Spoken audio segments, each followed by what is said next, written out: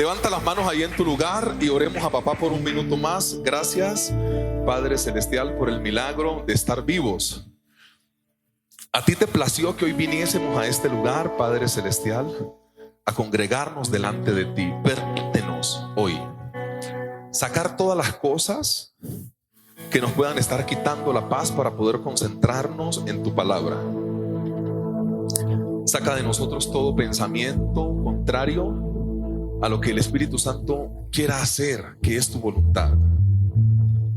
Saca toda preocupación, toda dolencia, todo pensamiento problemático, toda angustia, para que nosotros seamos hojas en blanco, dispuestos a recibir lo que tú has preparado para hoy como iglesia. Hoy nos colocamos bajo tu autoridad. Y cuando nosotros como iglesia nos posamos bajo tu autoridad, tú gobiernas. Tú tienes el plan, tú tienes la estrategia, porque de hecho la estrategia eres tú. Y tú nos das la salida. Tu palabra dice, Padre Celestial, que nosotros no vamos a ser probados o tentados o puestos en una situación que nuestra propia vida, que nuestro propio cuerpo no pueda resistir. No desde un pensamiento natural o desde un razonamiento racional propio de nosotros, sino desde tu palabra. Hoy nosotros renunciamos y reprendemos toda idea de no poder más. Tu palabra dice que todo problema o tentación es común al género humano, pero fiel es Dios, que juntamente con la tentación dará también la salida a fin de que podamos soportar y resistir. Por eso, Padre Celestial, el pensamiento de que no podemos con alguna situación no es ni siquiera digno tenerlo, porque tú capacitas. Gracias por la fuerza y el poder que da tu Espíritu Santo, porque esto es lo que nos llena, Padre Celestial, para poder soportar la carga tan fuerte que algunas veces nosotros como hijos tuyos tenemos que soportar. Damos gracias por este momento en el cual tu misericordia se ha extendido y lo sentimos en que estamos por fuera de casa. Cientos de personas hoy no se pudieron levantar de la cama y a ti te plació que nosotros pudiésemos realizarlo. Ahí se ve tu gracia, ahí se ve tu misericordia. Sin dejar de orar por las personas que se encuentran en álgida necesidad, sin dejar de orar, Padre Celestial, por nuestros gobernantes, sin dejar de orar por los caminantes del vecino país que se encuentran quizá mendigando en la calle, y sin dejar de orar, Padre Celestial, por las personas que de nuestra comunidad de fe se movieron a su tiempo de vacación. Queremos colocar delante de ti, Padre Celestial, todo en consideración tuya para que tú hagas de acuerdo a tu voluntad, santo y único propósito. En el nombre glorioso de Cristo Jesús clamamos a ti, Dios de Abraham, Dios de Isaac y Dios de Jacob, al único y sabio Dios, a ese que levanta a los muertos, a ese que abre los mares, a aquel que da vida y vida en abundancia, a aquel que nos cambia el nombre cuando tiene con nosotros otro propósito. A ti estamos clamando, Señor. Gracias por tu misericordia, gracias por tu favor, gracias por tu reconciliación y gracias por haber enviado a tu Hijo, nuestro Señor Jesucristo, a la cruz del Calvario, porque la verdad no tenemos cómo pagarte. Honra y gloria al que lo merece. En el nombre glorioso de Cristo Jesús te agradecemos, papá. Amados, muy buenos días. Quiero rogarles un favor. Mientras los niños van pasando con el pastor, salúdense entre hermanos. Tenga la amabilidad. Uy, Chugo. Hola, papi.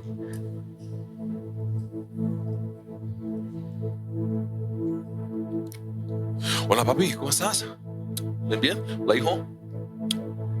Hoy Muy bien.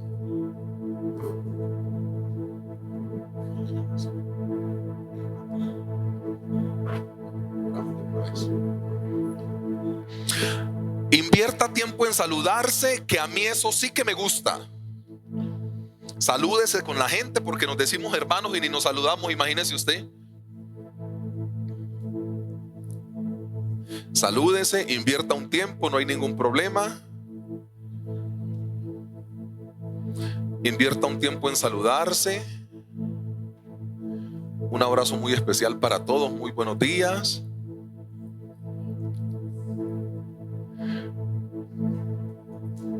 Tome su lugar, por favor. Tome su lugar y vamos a orar por nuestros niños y nuestros adolescentes. Niños, cierren los ojos, por favor. Ay, Dios mío, que el Señor nos ayude.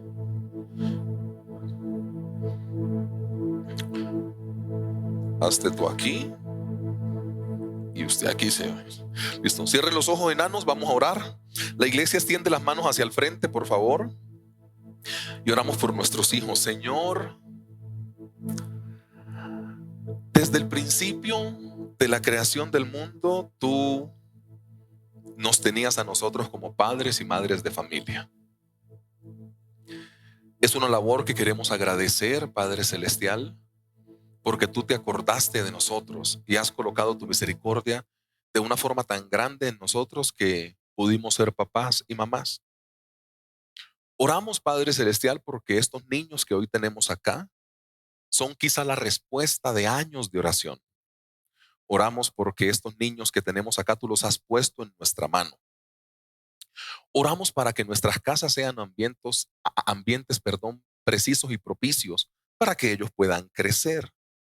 Oramos, Padre Celestial, por su escolaridad, por sus colegios, sus universidades, aún de los jóvenes, para que en estas aulas, Padre Celestial, el Espíritu Santo se pueda manifestar a través de ellos. Hoy nosotros decidimos tomar tu mandamiento de dejad a los niños venir a mí y no se lo impidáis porque de los tales es el reino de los cielos. Oramos por ellos, Padre Celestial, porque es una bendición. Oramos también por los vientres que tú en un futuro utilizarás, Padre Celestial, para traer más niños a la vida y vida abundante, porque nosotros como padres de familia, Padre Celestial, no parimos hijos para el mundo ni para Satanás, sino para que te glorifiquen y te honren. Por eso colocamos, Padre Celestial, en el propósito tuyo a estos, nuestros hijos. Oramos, Padre Celestial, especialmente por Emanuel, que se encuentra de cumpleaños, papá. Gracias porque es un año más de vida en ti. Gracias, Padre Celestial, porque cumplir años en tus caminos es tratar de desarrollar tu propósito. Gracias por ese bonito corazón que tú le has dado, por ser un niño ejemplar. Oramos por todo lo que tiene que ver con el futuro de él, Padre Celestial, por su parte de educación, por su parte financiera, por su corazón, por su salud. Oramos, Padre Celestial, por su esposa, los hijos que tú le vas a conceder tener. Que todo lo que tenga que ver con la vida de Emanuel, Padre Celestial, sea para tu honra y para tu gloria. Lo ponemos delante de ti, que haya un cerco de ángeles alrededor de este niño, protegiéndole todos los días de su vida. En el nombre glorioso de Cristo Jesús, la iglesia le da un fuerte aplauso a Dios. Y los niños salen con su maestra de escuela dominical. Y los adolescentes salen con la maestra de escuela dominical. Y yo también me salgo. No, mentira, yo no me puedo salir porque ¿cómo me salgo? Amados, buenos días. Dios les continúe bendiciendo demasiado. Un abrazo muy especial, es un gusto verles. Esta mañana, cuando tuvimos la clase de liderazgo de 8 a 9, yo les insistía por algo. Y, perdón, si alguien requiere una Biblia, levántenos la mano y estos dos amados hermanos pueden servirle. Uno soltero y uno casado. Esa información hay que irla dando para que la gente no me confunda. Entonces, si alguien requiere, ok, listo.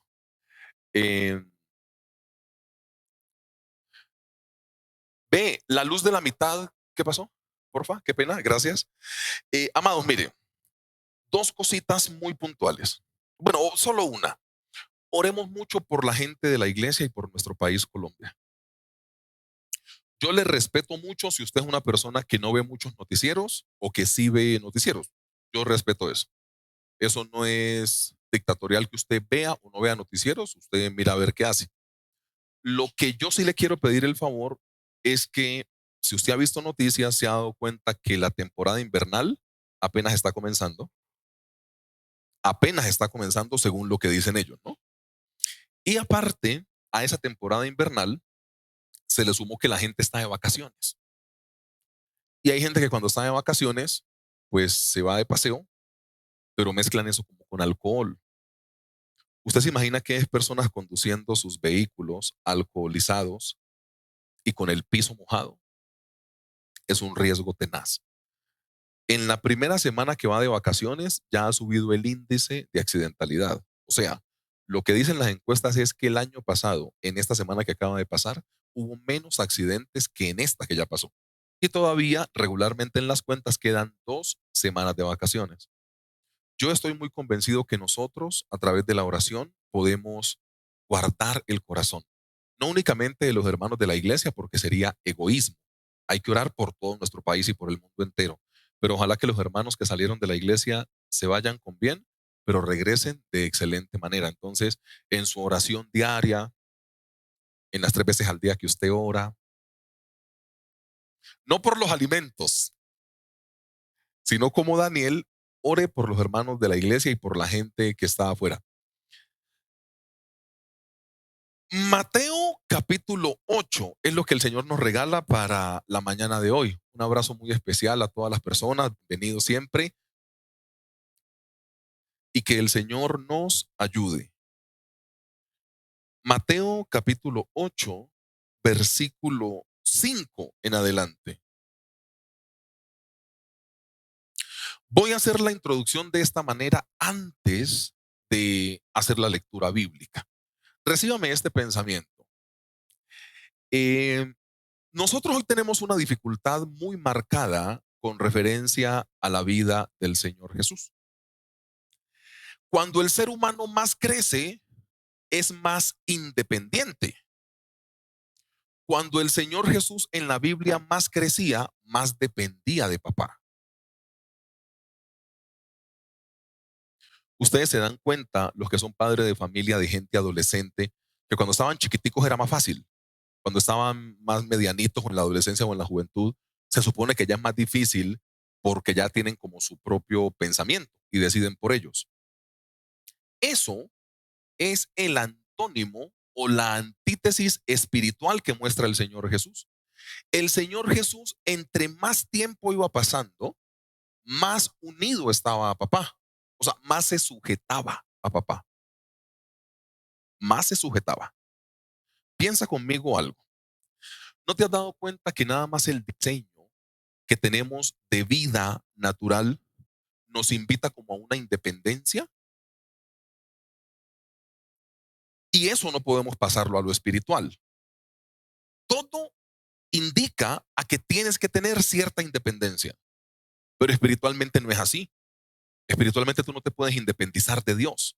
Tú tienes que estar siempre dependiendo del Señor. Toda persona que en la Biblia se independizó de lo que Dios quería hacer, terminó mal. Pero la dependencia de Dios es lo que te garantiza que te puedes equivocar, puedes pecar un poco porque no estamos exentos de eso. Alguna cosa mala va a pasar, pero siempre vas a tener a tu Señor como primero. Yo lo veo con la vida del siervo Abraham. Abraham fue una persona que no fue perfecta, pero Abraham siempre le hacía altares al Señor. No estamos hablando de que el que peca y reza empata, no, estamos hablando de dependencia del Señor, que es un gran ejemplo para todos nosotros, porque nosotros a diario nos equivocamos y le fallamos al Señor, pero que la dependencia de Él nunca se pierda, nunca. Entonces, todo lo que tenemos en la vida tiene que ver con la independencia. Hay jóvenes que viven en la casa de papá y mamá y la primera idea que siempre tienen es, ¿me quiero qué? Independizar. Bueno, eso es muy bueno cuando no se independizan con la plata del papá, porque, porque hay uno que independizan y el papá les paga el arriendo, o sea, no se están independizando, ¿ok? Cierro el paréntesis. O sea, todo en la vida marca que independízate, tú puedes solo. Y eso es una idea, así sea natural, es muy contraria a la idea espiritual. Por tener independencia de Dios es que algunas veces no nos va tan bien. Entonces este asunto de tener uno la autoridad siempre bien puesta y honrarla hace parte de la vida cristiana. No me quiero meter en temas políticos porque yo de eso no hablo. Y es que yo de eso no hablo porque creo primero que el púlpito es para predicar la palabra. Primero. Y, y es un asunto de inteligencia. Supongamos. Demos un ejemplo. Miguelito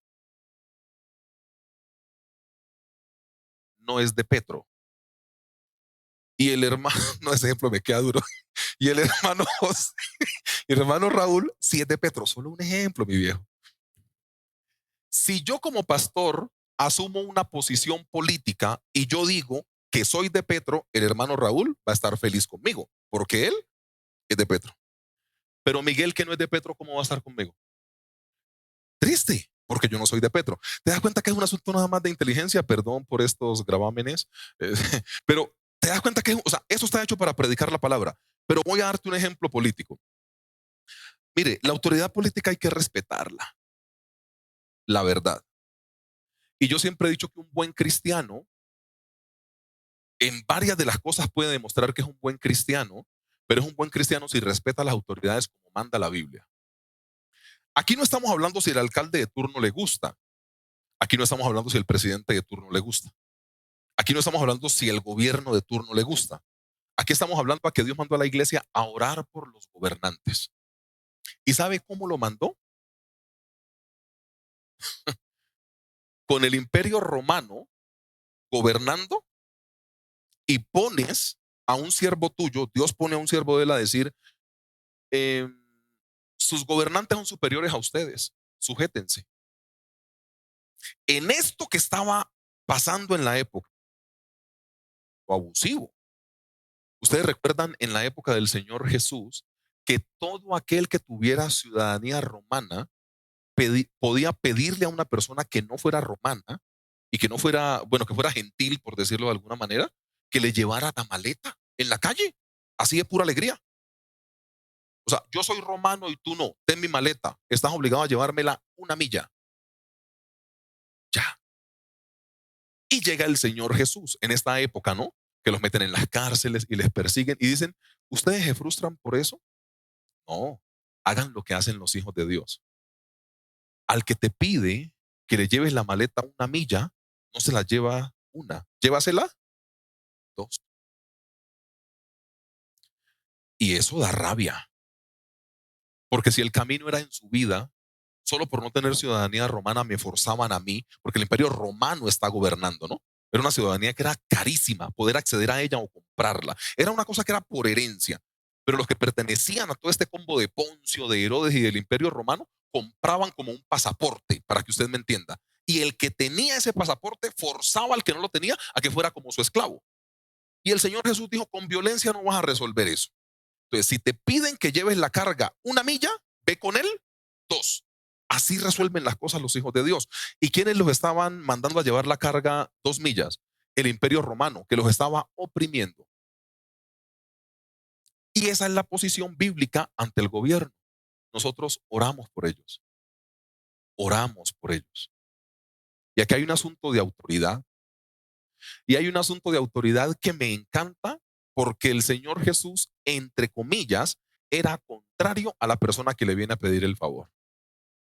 Entonces, ¿cómo actúan los hijos de Dios en contraposición de una persona que piensa diferente a ellos? Porque estamos hablando de un centurión romano y estamos hablando del Señor Jesús. En síntesis, las dos ideas chocan, no se reconcilian. O sea, en síntesis y en una primera mirada, un centurión romano no le obedece al Señor Jesús. Le obedece a Poncio y a Herodes, no al Señor Jesús. Pero mira cómo el Señor Jesús tiene la capacidad de poder reconciliar la idea. Todo basado bajo la autoridad. Mateo capítulo 8, versículo 5. Leemos con la dirección del Espíritu Santo y la palabra del Señor dice. Entrando el Señor Jesús en Capernaum, vino a él un centurión rogándole y diciéndole: Señor, mi criado está postrado en casa, paralítico, gravemente atormentado. Y el Señor Jesús le dijo: yo iré y le sanaré.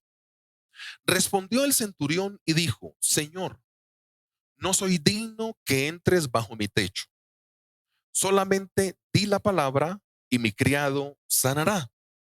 Porque también yo soy hombre bajo autoridad y tengo bajo mis órdenes soldados. Y digo a este: ve, y va. Y al otro: ven, y viene. Y a mi siervo: haz esto, y lo hace. Verso 10. Al oír el Señor Jesús se maravilló y dijo a los que le seguían: de cierto os digo que ni aun en Israel he hallado tanta fe. Y os digo que vendrán muchos del oriente y del occidente y se sentarán con Abraham e Isaac y Jacob en el reino de los cielos. Mas los hijos del reino serán echados en la tiniebla de afuera. Allí será el lloro y el crujir de dientes. Verso 13. Entonces el Señor Jesús le dijo al centurión: ve, y como creíste, te sea hecho. Y su criado fue sanado en aquella misma hora. Mira, un corazón piadoso. De eso vamos a hablar. Lo mejor que le puede pasar a la vida de cualquier persona es encontrarse con un corazón piadoso. A ver, un corazón piadoso no se basa en la forma externa. Un corazón piadoso se basa en el corazón. Ejemplo muy claro y contundente. ¿Ustedes recuerdan la historia o la parábola del buen samaritano? Por formas, por asunto externo, los que tenían que haberse detenido son el sacerdote y el levita, pero lo hizo un samaritano. Un corazón piadoso era el que tenía el samaritano. Cuando usted goza de un corazón piadoso, no importa si el que está tirado es un judío y usted es samaritano, usted lo atiende por su corazón. ¿Estoy siendo claro hasta acá con el tema? O sea, cuando usted se basa en el corazón, usted no juzga. Cuando usted se basa en el corazón, usted presta una ayuda, así sean pueblos enemigos. Cuando usted se basa en el corazón piadoso, usted perdona más fácil. Cuando nosotros estamos peleando en la casa y le decimos a una persona en la casa: usted siempre es lo mismo, lógicamente ahí no estamos hablando del corazón. Estamos únicamente juzgando lo que vemos. Y si la vida dentro de la iglesia se va a juzgar por lo que vemos o por las equivocaciones que la gente tenga, pues vamos a estar peleando siempre como perros y gatos toda la bendita vida. Porque lo que importa es el corazón, no las acciones.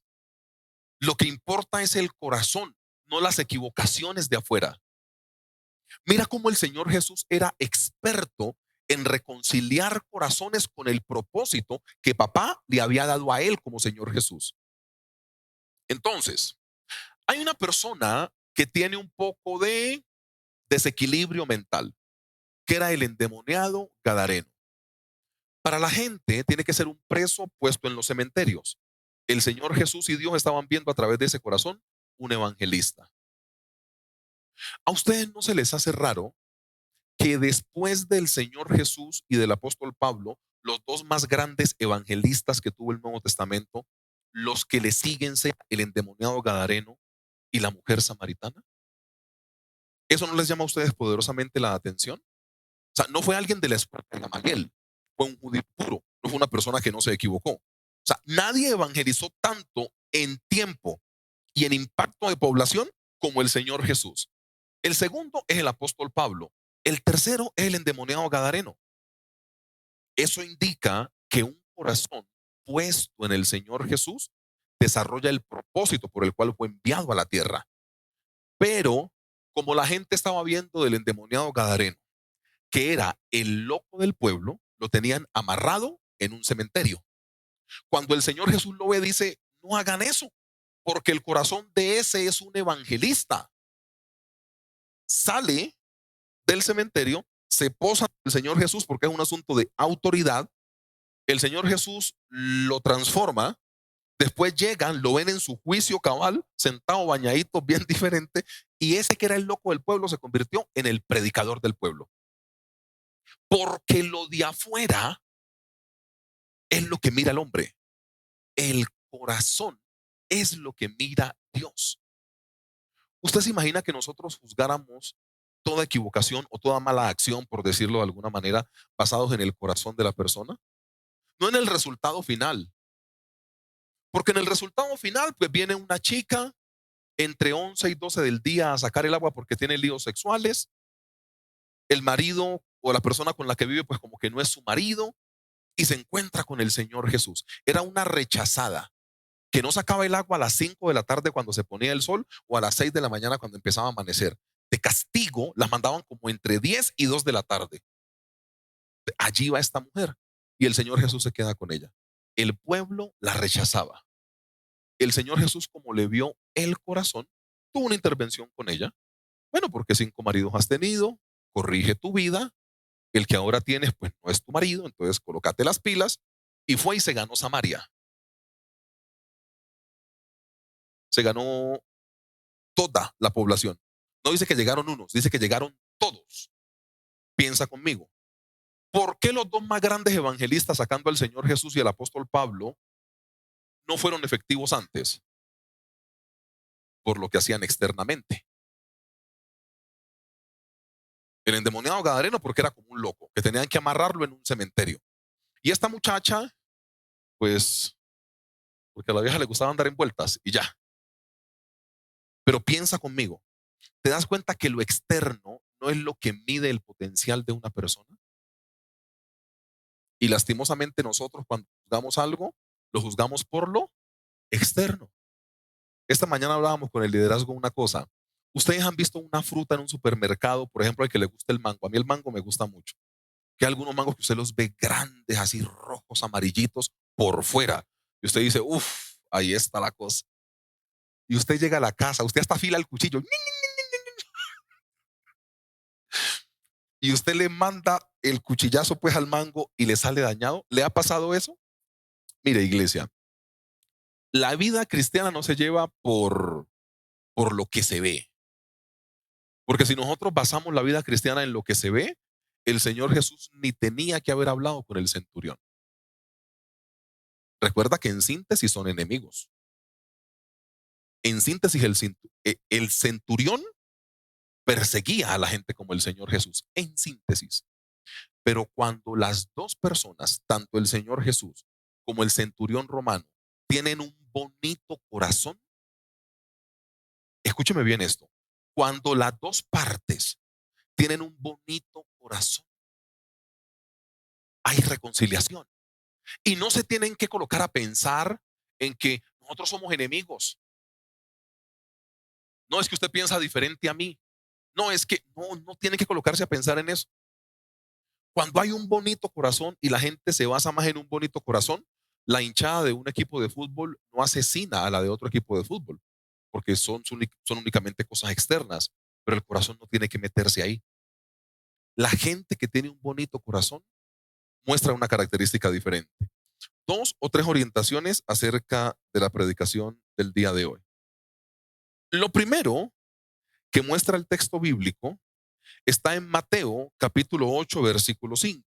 La palabra del Señor dice: entrando el Señor Jesús en Capernaum, vino a él un centurión rogándole y diciendo: Señor, mi criado está postrado en casa, paralítico, gravemente atormentado.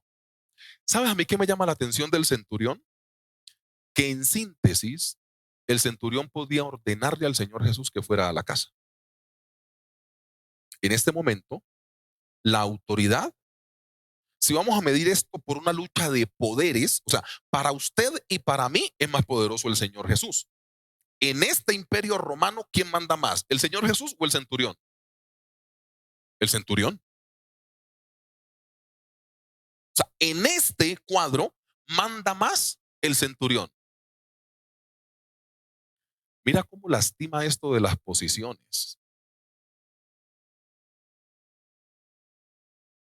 El centurión se despojó de su posición, se despojó del oficio que tenía y le rogó que fuera a la casa. Piensa conmigo. ¿Ustedes imaginan la gente viendo a un centurión rogándole a uno que la gente decía que era un falso profeta? Piensa conmigo, porque nosotros leemos la Biblia muy rápido. O sea, el centurión viene, que es la autoridad. O sea, es como que, o sea, un policía a usted le da órdenes, para que usted me entienda. Un policía no le pide el favor, un policía le da órdenes, porque el policía es ¿qué? La autoridad. Aquí estamos hablando de un centurión romano. Cuando era únicamente la cuadrilla de él, tenía al orden 100 soldados. Pero él deja de lado su posición para poder llegar a los pies del Señor Jesús. Y dime si únicamente, y dime si lo que algunas veces no aleja a la gente del Señor Jesús es basarse en su posición. Y aquí hay dos corazones muy bonitos. Yo hago una pregunta. ¿No era más fácil para el centurión romano dejar morir ese siervo y coger otro? Te aseguro, así funcionaban. Ellos salían a la guerra. ¿Cuántas bajas de tu centuria? Llegamos 90 y se murieron 10. De los reservas, vengan 10. Queda otra vez con 100. O sea, este cuento de andar yendo ante el Señor Jesús y rogándole que por favor vaya a la casa, el centurión no tenía que hacerlo. Pero ¿sabes qué movió al centurión? Su bonito corazón. Cuando en la iglesia se hacen las cosas de corazón, cuando en la iglesia se hacen las cosas de corazón, no pasa absolutamente nada diferente a una historia bonita como esta. No dice que era un familiar, enseñanza para nosotros. No dice que era un familiar. Dice que era uno de sus soldados. Era uno de los que le servía a él. ¿Qué necesidad tiene él de hacer eso? Mira, él no manejó como las empresas de hoy en día. Este no sirvió, sáqueme otro de la hoja de vida y tráigalo y contrátelo. No. Una persona con un bonito corazón cuida hasta el más mínimo detalle. Lo primero que muestra la palabra del Señor es que este asunto de las posiciones algunas veces es lo que menos sirve cuando de la reconciliación ante el Señor nosotros queremos hablar. El asunto de las posiciones es lo que menos sirve. Algunas veces la posición distancia. Algunas veces el título crea distancia entre una persona y otra. Pero cuando todos nos vemos con ese bonito corazón, basados únicamente en el corazón, el asunto funciona diferente. Deja de basarte en las cosas externas. Porque si fuera por lo externo, el centurión no va a donde el Señor Jesús. Yo siendo un jefe, voy a ir a pedirle a una persona dizque rogándole que vaya a mi casa.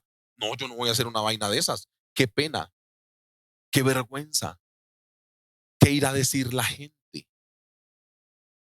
Y no es por eso que algunas veces se gobierna nuestro pensamiento. Qué vergüenza, qué va a decir la gente. Porque estamos acostumbrados más a manejar una imagen y no a quedarnos con lo que tenemos en el corazón. Mire cómo está esto de contaminado. Carlos Olarte tiene una fiesta de cumpleaños. Entonces, Carlos, bueno, que nos invite, ¿no? Carlitos, por favor. Listo. Mira cómo nosotros no buscamos el corazón. Mira cómo nosotros no buscamos literalmente el corazón. Mira cómo nosotros buscamos literalmente quedar bien con la gente y basarnos en lo externo.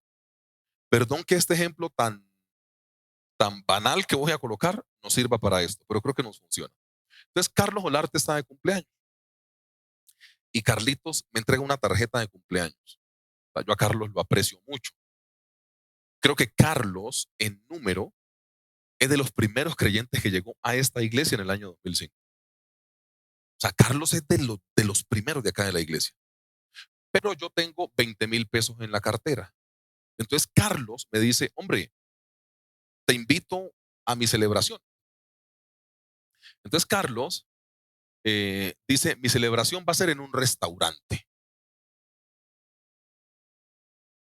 Yo me baso en lo externo. Y yo digo, 20,000 pesos para Carlitos Olarte. Pero es lo que tengo, sí o no. Es lo que tengo. O sea, de corazón es lo que tengo, es lo que tengo. Entonces, como yo me baso en lo externo, le digo, Miguel, usted me hace un favor. Es que Carlitos me invitó a su cumpleaños.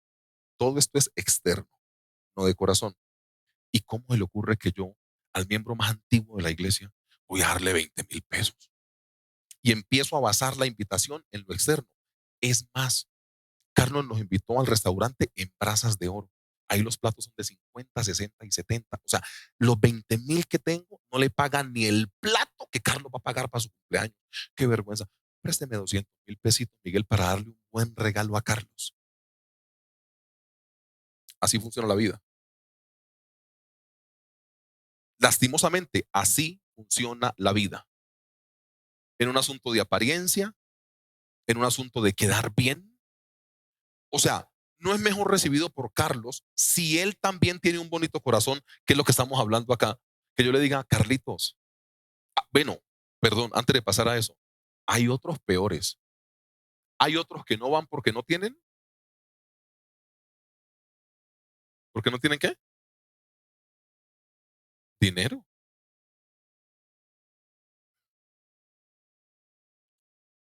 Si yo me baso en el corazón, no es más honesto que yo llame a Carlos y le diga, Carlitos, vea, voy a hablarle claro, hermano. La verdad, tengo 20 lucas. Y saquemos 4,000 del bus, tengo 16 lucas. Moneda corriente.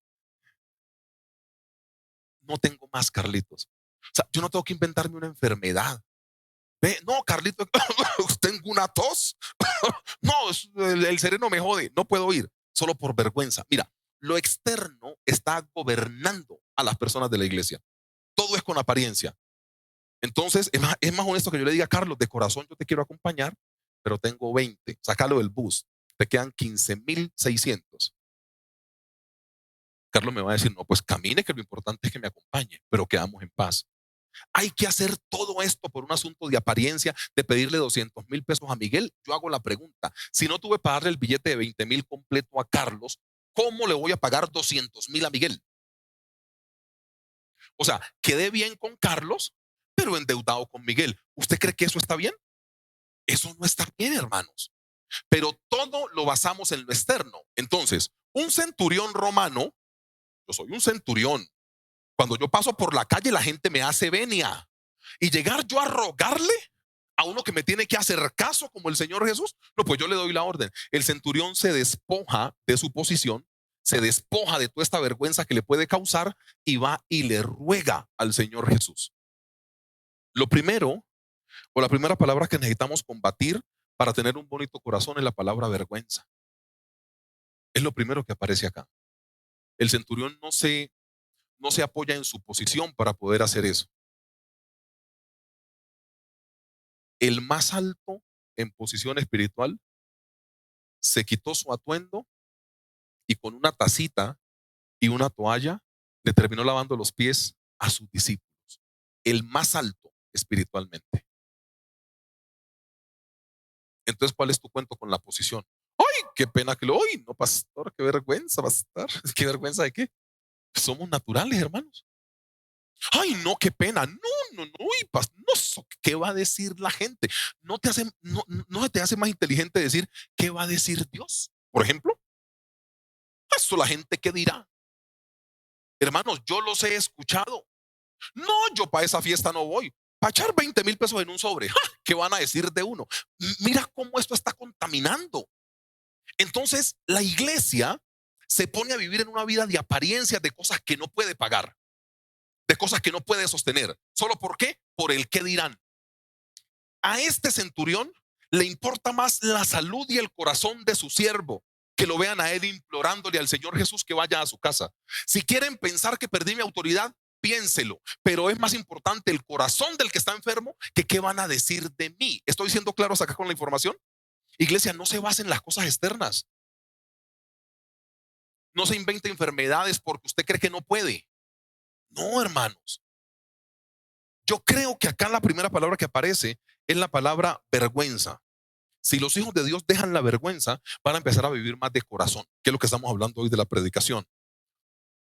Lo segundo que muestra el texto bíblico es que una persona con un bonito corazón se mueve por otras causas. Vamos a hacer un ejercicio. De la oración que usted esta mañana hizo en su devocional, que se levantó a las 4 y, bueno, el pastor tiene mucha fe. Listo. Cuando tú oras, listo, ya, pues, esa vaina ya me dijeron que ni devocional hicieron esta mañana. Pero mire, ¿qué porcentaje de tu oración es pidiendo por ti y qué porcentaje de tu oración es pidiendo por otros? Si nosotros revisamos esto de corazón, entendemos que algunas veces ni por otros pedimos. Pedimos únicamente por nosotros, por nuestra salud, por nuestro dinero, por nuestro empleo, por nuestra situación. A los demás que los come el tigre. Ustedes se dan cuenta que el centurión hace todo esto por otra persona que no es él. Ah, pero tan raro. Ustedes se dan cuenta que cuando se meten por el techo y bajan a un siervo en un lecho, no fue un milagro para los que lo bajaron, sino para el siervo.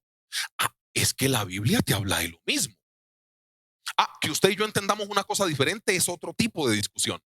Pero la Biblia te habla de lo mismo. Claro que sí. ¿Cómo hemos podido nosotros como iglesia aliviarle la vida a algunas personas y por nuestro egoísmo de solo estar pidiendo para nosotros, no lo hemos hecho? Es Biblia, pero aplicada. No podían entrar por la puerta porque había un tumulto. Lo ponen por el techo. ¿Ustedes creen que los techos en esa época, por el calor que había en la época, era como esto? Eran techos de mínimo de 7 metros de altura, dicen los estudiosos en la palabra. O sea, tiene que tener mucha fe porque usted como baja un man en una camilla o en un lecho desde 7 metros, o sea, si el man se le cae, ¿qué? Piensa conmigo. ¿Y cómo termina esa predicación o esa parte de la Biblia? Al ver el Señor Jesús, la fe de ellos, dijo a él, levántate, toma tu lecho y anda.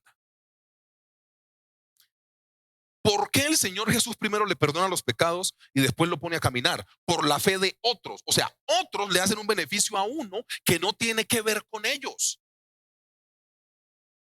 En esta historia es más barato para el centurión romano. Mire, uno se enfermó, póngame uno de los de reserva, completo mi centuria, mis 100 soldaditos y ese miren a ver si se muere o si lo sanan o lo que sea. Pero como el centurión romano tenía un bonito corazón, lo que hizo fue hasta la última estar con él. No está pidiendo por un familiar, no está pidiendo por un hijo suyo, porque es que aquí se caen todas las frases, ¿no? Ay, pastor, es que uno por un hijo de uno, o sea, por mi hijo yo me hago matar, pastor. Sí, por tu hijo, pero por los demás. ¿Cuándo vas a empezar a hacer cosas por los demás? A mí de los oficios que más me gusta ver en el ejercicio son a los docentes, a los profesores. No sé si porque yo sea hijo de una mujer que es profesora, mi mamá es profesora, eh, y a un profesor le toca mucho aplicar misericordia. Cuando sabe que el chino es como medio vago, y usted dice, uy, pero es que papito, usted ni sacándose 11 sobre 5 pasa. Y eso se le mueve como el corazón. Y yo he visto a mi mamá calificar en la casa. Y en la época de ahora es más digital, pero en la época cuando yo estaba chiquitico era con boletines. Y mamá se sentaba en la mesa a calificar y decía, primer periodo, segundo, uy, pero es que esto. Y yo le decía, mamá, ¿y qué vas a hacer? Ese oficio se me hace mucho al muy parecido al de todos los cristianos. Con mucho respeto lo digo. Pueden haber otros, pero es como uno dar la aprobación para pasar a un siguiente nivel a personas que no tienen toda la característica algunas veces. No se trata de pasarlos mal preparados, ¿no? Pero se trata de aplicarles misericordia. Es el principio que estoy intentando hablar. Mire, el día que usted entienda como iglesia que usted únicamente no trabaja por usted, sino por los demás, el asunto funciona diferente. Una sola persona haciéndole beneficio a muchos.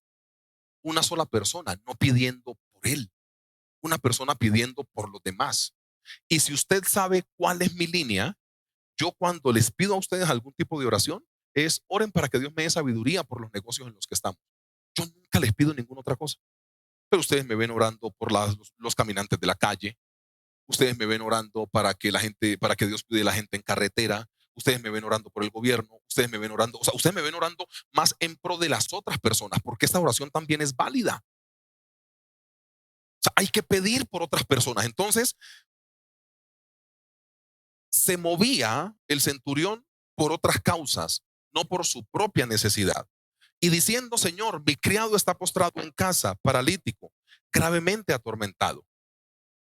¿Te das cuenta que es válido también orar por las personas que se encuentran en necesidad? Y cuando una sola persona, que es como la síntesis bíblica, le pide al Señor un beneficio, Dios bendice a los demás. En la multiplicación de los panes y los peces, ¿quién oró a papá? El Señor Jesús, ¿no? Entonces, uno solo beneficia a varios. El libertador de la nación de Israel cuando estaban 430 años en Egipto, ¿quién fue? Moisés. Uno solo benefició a varios. ¿Te das cuenta que es válido que puedas tener este tipo de impacto a través de mirar el corazón de las personas? Pero eso lo hace una persona de un bonito corazón. Hablemos de la salvación un poco. ¿Te das cuenta que en este contexto se nos ha ayudado o se nos ha enseñado a pelear con las otras doctrinas?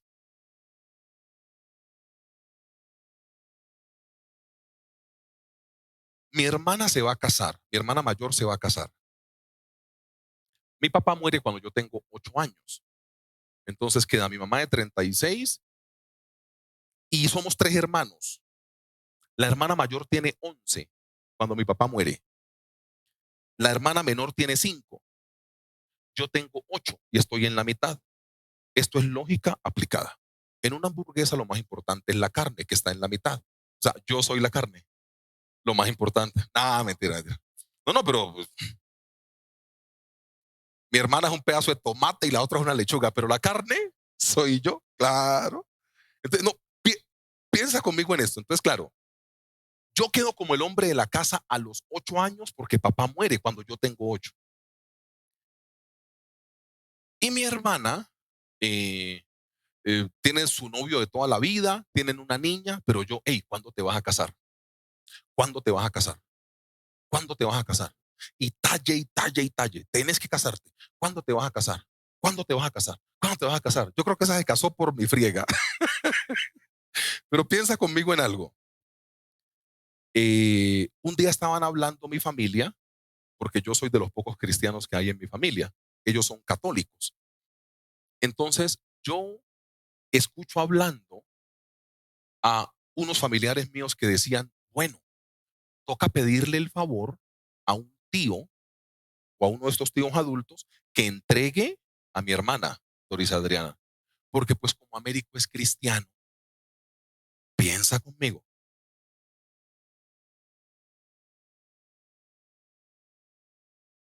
O sea, como se nos ha enseñado es a pelear, no a basarnos en el bonito corazón, no estamos haciendo un ecumenismo religioso, ¿no?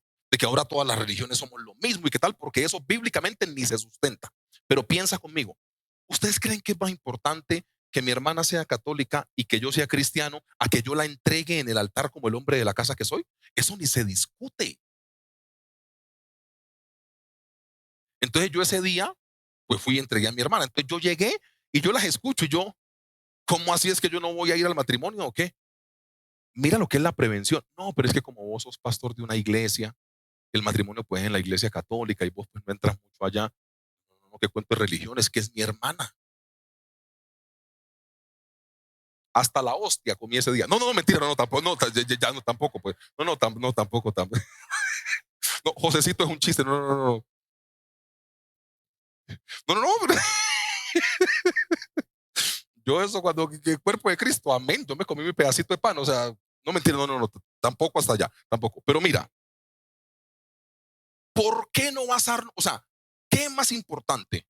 ¿Que mi hermana se case o colocar a decir que somos católicos o cristianos? Lo más importante es que ella se case y que yo que soy el hombre de la casa, pues la entrego en el altar. ¿No es lo natural? ¿Sabe qué es lo que está pasando acá, iglesia? Y aquí yo voy a ser muy cuidadoso con lo que voy a decir, pero trataré de hacerlo como con mucha contundencia. En este mundo se nos ha enseñado mucho a pelear, mucho a pelear. Y hablemos de salvación. Nosotros no podemos creer que somos la única iglesia que se va a salvar. Vea, yo creo que en el cielo va a haber muchas sorpresas. Cuando lleguemos al cielo, confiemos en que vamos a llegar. Confiemos. Cuando estemos en el cielo vamos a decir, ve, ¿y este qué hacía aquí? O sea, gente que usted y yo pensamos como que este berraco no llega. No, este no llega, porque el pensamiento es así. Y usted, ve, ¿y este aquí? Y yo creo que por el contrario, gente que usted pensó que fijo llegaba, y usted dice, ve, y fulano de tal. Y San Pedro le dice, no, papi, ese no clasificó. Hermano, piensa conmigo en esto. ¿Te das cuenta que esta es una historia de un bonito corazón? El centurión romano perseguía a la gente como el Señor Jesús. Pero cuando el Señor Jesús tiene un bonito corazón y el centurión romano tiene un bonito corazón, se salva la vida del siervo. Sin pensar en distingos de cosas, sin pensar en esta cosa que lo que hace es complicarle la vida a la gente, hombre. Piensa conmigo. Entonces, como el centurión romano, voy a cambiar un poco la historia. Como el centurión romano entendía que únicamente el Señor Jesús tenía el poder para poder sanarlo, ¿qué tal que el centurión romano se fije en la forma y no en el corazón? Empieza a decir, no, pero es que para ir a pedir el favor a ese Jesús. No. Y las consecuencias que podían venir para él, ¿no? Cuando le dijeran a su jefe que fue a rogarle a uno que ellos perseguían. O sea, piensa en todo lo que se puede desencadenar. Y el Señor Jesús y el centurión romano se están basando en el corazón. Cuando hay un bonito corazón en las dos partes, podemos librarle la vida al siervo que está postrado en la cama. Porque si hubiera sido por creencia religiosa, por ideología o creencia política, el siervo se muere tirado en la cama. Si hubiese sido por eso. Mire, mire, las oportunidades hay que aprovecharlas siempre. Siempre que se tenga la posibilidad de servirle a alguien, así ideológicamente piense diferente, hay que hacerlo. Nosotros no somos iglesia o no somos hijos de Dios únicamente para las asambleas de Dios. Nosotros trajimos un equipo misionero para trabajar en Tuta, Boyacá, pero tenemos la iglesia hija. Tenemos solo esa. Y nosotros estamos con el equipo misionero en el parque de Tuta. Y llega un camionado de ladrillos a bajarlos, iban como a hacer una reparación en la iglesia católica, aquí en Tuta, Boyacá. Con el pastor Jack nos miramos y entendimos lo que teníamos que hacer. Pues vamos a ayudarle, porque ahí estaban dos monjitas, estaba el cura y como por ahí uno o dos monaguillos. ¿Cómo bajan eso? ¿Sabe qué hicimos nosotros con el equipo misionero? Le bajamos pero una cosa grandísima de unos bloques de ladrillo a la iglesia católica en Tuta. Yo hago una pregunta. ¿Yo creo igual que un sacerdote? De hecho, tenemos oficios, creo que muy diferentes en varias cosas que dice la palabra. Pero eso indica que mi corazón tiene que estar rabioso con ellos porque creen en Dios diferente. Jamás. De eso te estoy intentando hablar. ¿Cuándo vas a dejar de ver la gente por lo externo? Porque por lo externo el centurión romano no puede pedirle ese favor al Señor Jesús. Es que el centurión romano perseguía a los que predicaban esa palabra y seguían ese camino. Recuerde que en esta época el Señor Jesús ya es el falso profeta de la época. ¿Y qué hace el centurión romano? Es más importante quitarme toda esta cosa que me dicen jefe de centuria. No, me quito toda esa vaina porque es más importante el corazón del que está enfermo. Entonces, si hay una persona que no es cristiana sino católica y me llaman a orar, ay pastor, venga para que imponga manos y ore por una persona. Entonces yo llego y le digo, ¿católico o cristiano? ¿Testigo de Jehová o Asamblea de Dios? No, testigo de Jehová. No, papi. ¿Qué es eso? O sea, ¿cuándo vas a sacar lo externo y te vas a empezar a basar en el corazón? Reitero, porque no falta el que por ahí me entienda mal. No estamos diciendo que somos lo mismo, porque efectivamente no somos lo mismo. Pero el corazón, ¿dónde queda? ¿Dónde queda el corazón? Lo segundo que hace una persona con un bonito corazón es que se mueve por otras causas. Y cuando uno lee Mateo capítulo 8, versículo 8, 9 y 10, lee conmigo. La palabra del Señor dice en Mateo capítulo 8, versículo 8. Respondiendo el centurión y le dijo, Señor, no soy digno que entre bajo mi techo.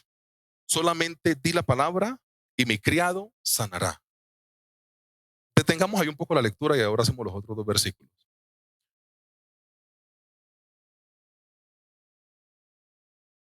Aquí se ve un hombre que nunca se basó en su posición, porque ante la sociedad, si alguien tenía dignidad para que el Señor Jesús lo visitara, era el centurión, que tenía una posición social y políticamente establecida. O sea, es un honor antes que tú vengas a mi casa. Yo soy un centurión, yo tengo dinero, yo tengo empleados, tengo esclavos, tengo gente a cargo. Yo digo y se hace. O sea, antes es un honor para usted venir a mi casa desde la posición, desde el corazón. Dijo, yo no soy digno que tú entres bajo mi techo. Mira el nivel de fe que uno encuentra en esta gente. Te das cuenta que una de las peores cosas que ataca la fe en el creyente es la posición. Posición. El Señor Jesús lo dijo cuando lavó los pies. Él dijo, si yo siendo el Señor y el maestro de ustedes les he lavado los pies, ¿cuánto más ustedes tienen que hacer eso con la gente? ¿Te das cuenta que nunca se basa en su posición? Cuando nosotros nos basamos mucho en la posición, iglesia, vamos a lastimar un poco, porque no va a haber Espíritu Santo, no va a haber razonamiento, no va a haber nada, únicamente yo tengo la posición. A mí me da pena, pero hay frases que no sirven mucho dentro de la iglesia. Para un cristiano, el que mande, mande, así mande mal, eso no puede ser una frase dentro de la iglesia, porque se supone que nosotros no mandamos mal. Nosotros mandamos y tenemos que mandar bien o con excelencia. O sea, el que mande, mande, así mande mal. Entonces, ¿puedo yo cometer injusticia solo porque soy el líder? ¿Puedo yo hacer lo que se me dé la gana solo porque tengo la posición? Piensa conmigo en eso. Es que nosotros venimos con un poco de frases construidas que lo que hacen es lastimarnos el corazón.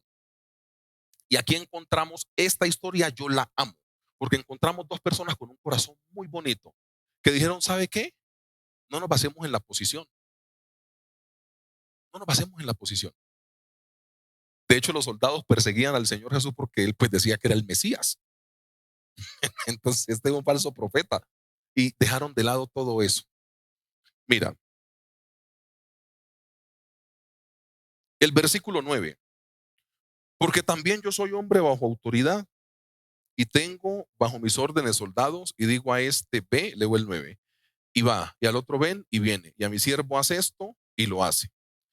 Piensa en el versículo 10. Al oírlo, el Señor Jesús se maravilló y dijo a los que le seguían, pare la lectura hasta ahí, ya hacemos el complemento. Señor Jesús rara vez usted lo ve emocionado con algo. Él cumplía su trabajo. O sea, el Señor Jesús no era así como que, ay, wow, qué genial. No, uno no lo ve así. Con la fe de la palabra que se utiliza es que se maravilló. Estas reacciones no son cotidianas y normales en la vida del Señor Jesús. Como que, uy, qué maravilla. No, esto no pasaba regularmente. Y el Señor Jesús, al ver la fe de él, yo hago una pregunta. El Señor Jesús, de él, ¿qué resaltó? La fe. no hay nada más. Resaltó su posición, que llegó en un carro romano, porque ellos llegaban así, ¿no? Mínimo en un caballo rodeado por hombres o en un carruaje, los jefes de centuria. Dijo, uy, ese BMW, ¿se dejó llevar por eso? ¿Cómo huele? Paco Rabat, ¿se dejó llevar por eso? Nada de eso. El Señor Jesús se maravilla es de verle el corazón tan bonito que esa persona tiene. Sigo siendo recalcitrante con el mensaje. ¿Cuándo vas a empezar a ver lo bonito del corazón de la gente? No por lo que tienen, no por lo que significa su posición, no por la posición que tienen. Iglesia, mire, que el Señor nos ayude. La anécdota que yo siempre cuento me demuestra que vamos por buen camino. Todas las cosas aquí como iglesia no nos han salido como hemos querido, o como yo como líder lo he tenido en mi corazón o en mi mente, todo no ha salido. Todo no ha salido al pie de la letra, no ha salido. Pero el día que yo les conté con un poco de risa, que vino una persona junto con su esposa y yo estaba haciendo el aseo y dijo, no está el pastor, ahí está el que hace el aseo, eso me demuestra que vamos por buen camino. Yo después me senté aquí porque yo empecé a llorar, pero de la risa. Yo empiezo a llorar de la risa. Entonces, ustedes saben que nosotros tomamos primicias, entonces los 2 primeros aseos del año, pues los hace el pastor solo. Entonces yo le dije, Jonathan, no hagas aseo, manda el comunicado al grupo que no tenemos aseo, y los aseos de los primeros 2 domingos, yo se lo entrego como primicia al Señor también. Entonces yo vine y hice el aseo solo. Y ahí fue que pasó. Entonces el Señor parquea el carro y se baja. Y me dice, buenos días, buenos días. Y preguntó como algo de los servicios. No, pues tenemos el domingo como a las 9, le dije yo. Y él me vio así, pues con pantalonetica y así, me dijo, ¿y el pastor? Y yo con la escoba en la mano. Entonces yo le dije, no, él viene después. Y ya la esposa como que se iba a bajar del carro y él se devolvió. Y yo escuché lo que le dijo. Le dijo, mija, vamos que ahí está el muchacho que hace el aseo. Vamos que después venimos. Y se fueron. No, pero el pastor sí era yo. No, no, les juro que sí soy yo. Pero piense conmigo, me demuestra que vamos por buen camino. ¿Sabe por qué? Porque esto no hace al pastor. O sea, no es la corbata, no es la pinta, no es, bueno, porque ni pinta tengo, no es el oficio pastoral. O sea, es el servicio que se le preste a la comunidad. Ese día yo lloraba de la risa, no de rabia, yo lloraba de la risa. Yo decía, pero la gente, ¿cómo se le ocurre que un pastor no puede coger una escoba? Estamos locos. O sea, estamos todos locos en serio. Eso me demostró ese día. Yo dije, Señor, todo no ha salido muy bien, pero vamos por buen camino. Porque ejemplo os he dado. Si yo siendo el Señor y Maestro le he lavado los pies a todos, ¿cuánto más no harán ustedes? Esta es una historia hermosa. Personas de creencia religiosa, diferente. Estos. De concepción o de concepto político, diferente. De razonamiento, diferente. E incluso de estrato, diferente. Pero cuando sale a flote el corazón, lo más importante es eso. El Señor Jesús pocas veces se maravilla. Esta fue una. Dijo, wow. Y a mí me aterra lo que viene a continuación y con eso cerramos.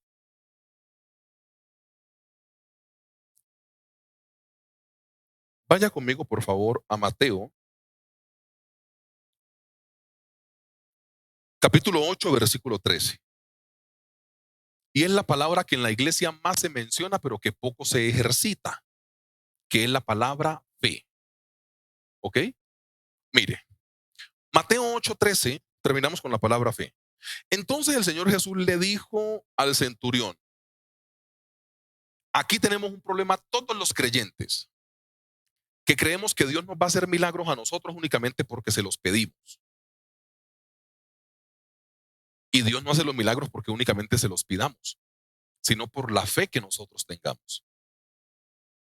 Ustedes se dan cuenta que este milagro se ejecuta no por el poder del Señor Jesús, sino por la fe del centurión? Si lees despacio te das cuenta que es así. El Señor Jesús confiesa la palabra, pero ¿sobre qué reposa la palabra? Sobre la fe que tuvo el centurión. ¿Usted cree que cuando nosotros hacemos ayunos y oración aquí en la iglesia, pero usted los hace sin fe, ¿usted cree que eso sirve? Eso no sirve. Eso es montonera, pero eso no funciona. La palabra dice, 8:13 de Mateo. Entonces el Señor Jesús le dijo al centurión, ve, y como creíste, te sea hecho. Y su criado fue sano en aquella misma hora. La fe no es un asunto que le votamos al Señor y nosotros no somos el puente, el conducto o el canal de bendición. Esa es una mala idea cristiana.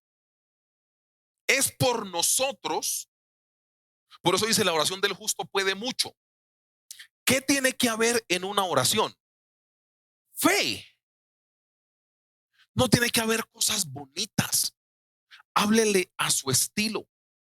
Nosotros hemos contaminado tanto la fe y hemos dañado tanto la oración que hay gente que no se atreve a dirigirle una oración a Dios con la excusa de que es que yo no oro como el pastor, es que yo no sé orar. Mira, la comunicación con el Padre, la comunicación con la autoridad que es Dios, la hemos quitado porque hay personas que no lo hacen con palabras elaboradas. Y hago una pregunta: ¿de qué sirve tener a una persona con muy buena oralidad pero sin fe? No sirve de nada. O sea, ¿de qué sirve que la persona que dirige el culto tenga mucha elocuencia si su corazón no es un corazón de fe? ¿Estoy siendo claro con la idea hasta este punto? O sea, ¿de qué sirve la mucha palabrería si no se tiene un corazón de fe? Mira, la fe es lo más importante para el creyente. Y hay veces, hermanos, que la predicación se suelta, pero la gente no tiene fe para poder creerla. Hay veces que usted está por un oído recibiendo, Dios puede cambiar tu situación, Dios te quiere bendecir, y tu mente está, ni empleo tengo, pastor, no me alcanza para vivir, pastor, tengo 2 años sin empleo, pastor, la vida muy cara, pastor, la culpa es de Petro, pastor, y empieza, y la cosa, y la cosa, y la cosa. O sea, ¿qué importa la situación que estás viviendo si tu corazón tiene fe? Es fe. El Señor Jesús no puso un carro tancado de fe, un tractomulado de fe. Dijo que la fe tenía que ser como un grano de qué. Ya, de las semillas más pequeñas y más diminutas que hay. Esa es la fe que el Señor Jesús pide, pero puesta sobre él. Lo que no le puede faltar a un creyente es la fe. Y nosotros creemos que es la plata. Y nosotros creemos que es la salud. Ojalá que todos tengamos salud, pero no tiene que ver con dinero, no tiene que ver con salud, no tiene que ver con bienes materiales, tiene que ver con tener ¿qué? Fe. El Señor Jesús se maravilla y dice, hombre, este señor tiene fe. Entonces, de acuerdo a cómo creíste, te sea hecho. O sea que efectivamente algunas veces las cosas no pasan porque los que estamos orando no creemos que eso puede pasar. Es lo que dijo el Señor Jesús, no pelee conmigo. De acuerdo a cómo creíste, te sea hecho. Si sobre la fe usted se pone a colocar cosas negativas, como que, ¿cómo vamos a hacer? Dame piano, Jonathan, porfa. ¿Cómo vamos a hacer? No, y ahora, o sea, piano, Jonathan o guitarrita, Miguel, algo que me sirva acá para orar. Mira, piensa conmigo. Si nosotros a la fe le metemos el condimento o el ingrediente este de, no, pastor, pero esto va de mal en peor. No, pastor, pero no podemos. No, pastor, pero no estoy hablando de actitud positiva, estoy hablando de fe. Debe haber fe, iglesia. Mira, sin la fe, bíblicamente, no podemos agradar a Dios. Sin la fe, bíblicamente, no podemos ver a Dios. Sin la fe, bíblicamente, Dios no nos usa. Es la fe. Porque decía en su corazón, en fe, si tan solo tocar el borde de su manto, ella se convence primero. La mujer que toca el borde del manto se convenció. Yo estoy segura que si tan solo tocar el borde de su manto, yo sé que puedo hacerlo. Efectivamente se fue, tocó el borde del manto, del Señor Jesús salió poder y la hemorragia pasó.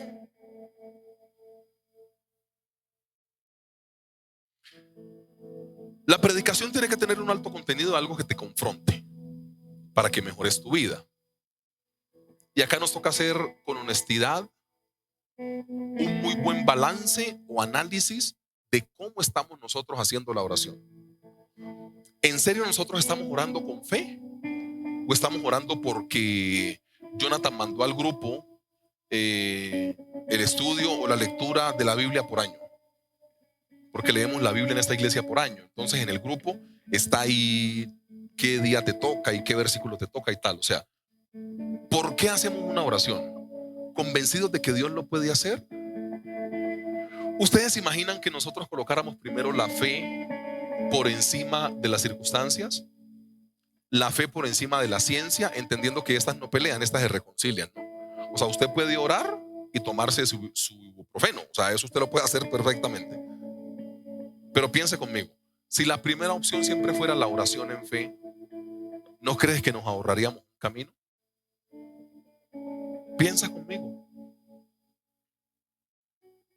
¿Por qué se le arregla a Faraón el caminado? Por tener a José, una persona de fe. Mire, es que la fe rompe con lo que sea. La fe rompe con lo que sea. Pero una fe real. Piensa conmigo en algo. ¿Qué pasa si el centurión va donde el Señor Jesús, pero el criado se muere? Piensa conmigo. No te metas en lo resultadista, ¿no? Ay, entonces le faltó fe, por eso no pasó. No, eso no pasa. Nosotros dentro de la fe hacemos lo que es posible hacer. Dios determina. O sea, yo hago una oración con fe por una persona que está enferma. Y si Dios quiere tomar la vida de esa persona, así yo haya orado por fe, Dios determina porque Él es el que manda y se la lleva. O sea, no es por fe que se queda, no es por fe que se va. O sea, eso tiene que quedar muy claro. Pero piensa conmigo, si el centurión hace todo esto que hizo, le ruega al Señor Jesús por favor que lo haga, y el criado muere, el centurión ahí sí que podía llegar a quedar en ridículo. Y el Señor Jesús a mí me aterra. Y es la pregunta que vamos a hacer antes de orar. ¿Qué tanta fe tienes para que las cosas pasen en tu vida? Porque a la gente de fe el asunto se le nota. O sea, a la gente que tiene fe el asunto se le nota. No predican depresión. Pueden hablar de la realidad, pero no predican depresión. Y el Señor Jesús muy inteligentemente le dice a la persona: usted viene a mí a buscarme, espero que tenga fe, porque de acuerdo a la fe que usted tenga, yo voy a hacer el milagro, no basado en sus palabrerías, no basado en cuántas veces me lo diga, no basado si grita, si reprende, si ata, si toda esa cosa, no basado en eso. De acuerdo a tu fe, te sea hecho. Entonces, si el centurión va sin fe a donde el Señor Jesús, ¿qué pasa? No pasa nada y el criado muere. Pero como él fue con fe, el asunto pasó. Creo que las iglesias deberíamos preocuparnos un poco más por enseñarle a la gente a tener fe antes de hacer, por ejemplo, la lista de peticiones en diciembre, que no está mal, ¿no? Hay mecanismos. Porque hay iglesias que tienen lista de peticiones, ¿no? Escríbele al Señor tus propósitos. Para mí todo eso está excelente, pero sin fe eso no sirve. Es lo que te estoy intentando decir. O sea, no es que se vea bonito, es que la gente tenga fe. Y nosotros hemos tergiversado, torcido, y si se quiere una palabra más limpia, hemos invertido los caminos. Nosotros le decimos a la gente ore, no le enseñamos a la gente a tener fe. Mire, pero una fe que se pueda probar. La palabra dice que la fe tiene que ser probada sí o no. Iglesia, tiene que ser probada. ¿Qué tipo de fe es la que tú tienes? Y ustedes aquí me van a perdonar, iglesia. Ustedes aquí me van a perdonar, pero ustedes me conocen, afortunadamente. Y no les voy a predicar una cosa que no es.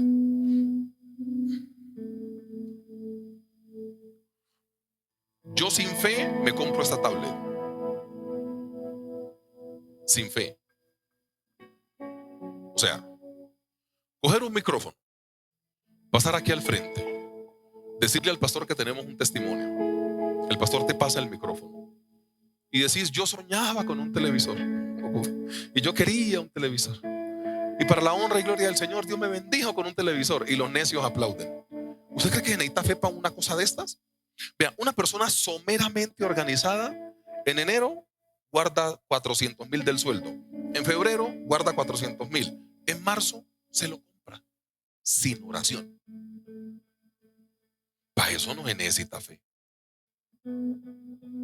Qué pena, hermanos, pero para eso no se necesita fe. Se necesita que usted sea organizado. ¿Por qué bajamos el nivel del cielo en oración, en fe, a estas cosas? Hoy en día la iglesia ha caído tan bajo en su nivel de fe que le llaman milagro a lo que no son milagros. Perdón por lo que voy a decir, porque si una persona de afuera que no tenga fe puede hacer lo mismo que usted hace, Dios no es necesario. ¿Estoy siendo claro con la idea hasta acá? O sea, si una persona de afuera hace y logra lo que usted dentro de la iglesia, ¿cuál es el oficio de Dios entonces? Ninguno. O sea, no es por eso, es por tener fe. Y la fe tiene que ser probada. Mire, la fe tiene que ser probada. Y tiene que ser probada como estos chicos que querían echar al horno de fuego porque no se querían arrodillar ante la estatua de Nabucodonosor. Eso es fe. No importa que conmigo pase lo que tenga que pasar, pero yo sigo creyendo en mi Señor. Iglesia, mire, lo que Dios está esperando es que la iglesia tenga fe. Pero la iglesia muchas veces se basa en las dudas y en las dificultades que tiene, no en la fe. ¿Dios no te manda acaso en la Biblia a llamar las cosas que no son como si fuesen? ¿Por qué nosotros como iglesia empezamos a hacer el negocio de este local? ¿Porque teníamos la plata en una cuenta bancaria? ¿O por fe? Por la misericordia del Señor, que yo estoy muy convencido que va a ser así. El día que nosotros terminemos de pagar este local, vamos a hacer un domingo de testimonios. Y yo les voy a contar minuciosamente cómo se empezaron a hacer las negociaciones de este local. Eso era para uno reírse. Yo creo que ese señor estaba que me encuellaba y me decía: usted es loco. A preguntas como: ¿usted cómo me va a pagar? Yo soy un pastor, tengo fe y yo le pago. Y él miraba a la esposa como que: ¿y usted tiene para sentarse aquí a negociar conmigo?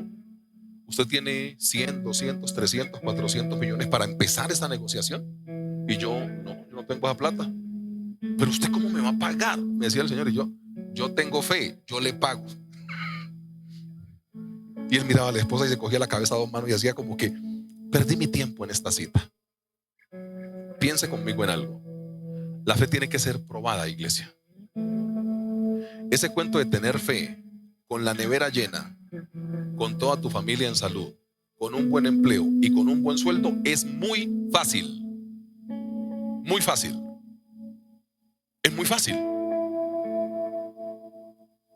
¿Sabes yo en qué veo fe? No en la estabilidad que tenemos nosotros. Ustedes se dan cuenta, sin hablar bien o mal de ellos, pero que la gente que está por fuera caminando en las calles tienen que recoger una plata para poder pagar una posada en el centro de Tuma. La gente que pide limosna, a ellos les cobran al diario en las posadas estas del centro. Y ellos tienen que salir de su casa a las 6 o 7 de la mañana en un semáforo a pedir limosna o no, o lo que sea, pero con el compromiso de que tienen que llegar a su casa con plata, porque si no llegan con plata allá al centro, pues no hay una cama. Yo ahí asemejo un poco la fe. O sea, como sea, tengo que hacerlo. Esa es la fe que Dios quiere que nosotros tengamos. Sino que nosotros hemos basado la fe a la estabilidad nuestra. Y la fe no es estable. La fe es inestable. ¿Qué es la fe? Unos abismos con rocas acá, un muro de piedra acá, Faraón atrás persiguiéndome y el mar rojo enfrente. Eso es fe. Un sin salida. ¿Qué es fe? Pedro bajándose de la barca. ¿Te das cuenta que nosotros queremos que Dios haga primero para nosotros empezar a obedecer? La fe tiene que ver con que nosotros hagamos las cosas primero y le obedezcamos al Señor. Y por el camino todo va a ser resuelto. Pero saquemos la fe de comprar televisores y tablets. Eso no es fe y eso no es un milagro. Eso lo hace la gente sin Jesucristo. Póngase de pie, por favor, y vamos a orar.